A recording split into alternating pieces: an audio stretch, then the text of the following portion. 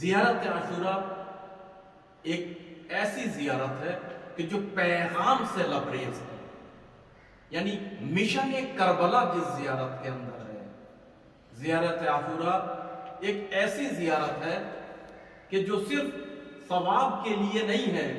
بلکہ درمان کے لیے بھی ہے، درمان روح کے لیے بھی ہے،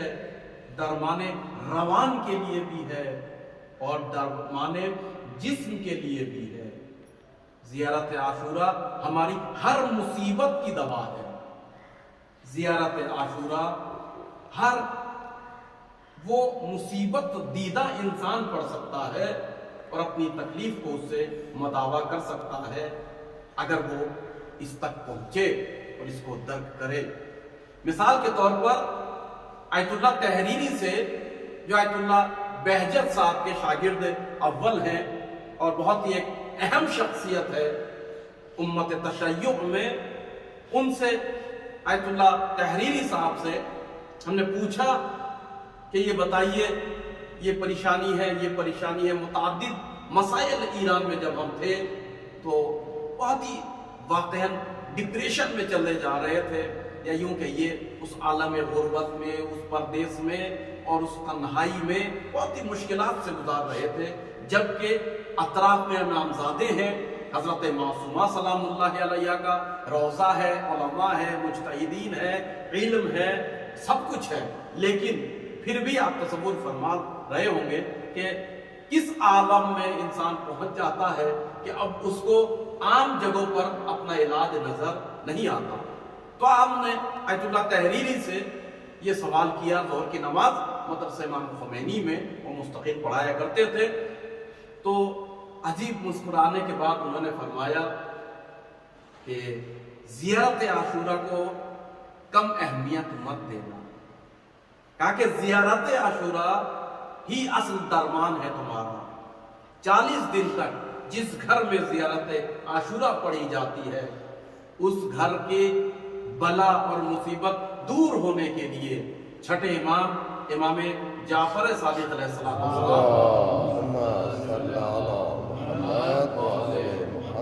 آپ ضامین ہوتے ہیں، آپ نے ضمانت لی ہے۔ لہٰذا میرے دوستو، میرے عزیزو، زیارت عاشورہ ایک اہم زیارت ہے اور ہمارے مسائل بھی دور ہوئے۔ ٹھیک ہے 100% مسائل حل نہیں ہوئے، ہو سکتا ہے کچھ مسائل ایسے ہوں جو مصلحت کے لیے اور ہمارے درجات بلندی کے لیے یا ہماری مغفرت کے لیے یا ہماری تعلیم اور سیکھنے کے لیے یا ٹھوکر کھا کے سبق حاصل کرنے کے لیے یا جو بھی کچھ ہے، لیکن حقیقت یہ ہے کہ ہم نے اس قول کو پختگی کے ساتھ لیا اور اس پہ وشواس، یقین اور ایمان لے کر ہم نے اس پر عمل کر کے دیکھا تو واقعاً ہمارے بہت سارے مسائل حل ہو چکے ہیں۔ یہ دوسرے نے ہم سے نہیں بیان کیا بلکہ ہم خود اس میں جو ہے وہ تجربہ کار ہیں اور اس چیز کو محسوس کر چکے ہیں۔ لہٰذا زیارت عاشورہ ایک ایسی اہل بیت علیہ السلام نے ہمیں زیارت تعلیم دی ہے کہ جس میں روحی مسائل بھی، روانی مشکلات بھی درمان کیے جا سکتے ہیں، گھر کے مشکلات بھی دور ہوں گے اور ثواب بھی ہے اور ذکر کربلا بھی ہے، ذکر شہداء کرب و بلا بھی ہے۔ السلام علیک یا ابن امیر المؤمنین وابن السید الوسیین، السلام علیک یا ابن فاطمہ سیدت نساء العالمین، السلام علیک یا ثار اللہ وابن ثار والوتر الموتور، السلام علیک وعلى الأرواح التي حلت بفنائي، عليكم مني جميعا سلام الله أبدا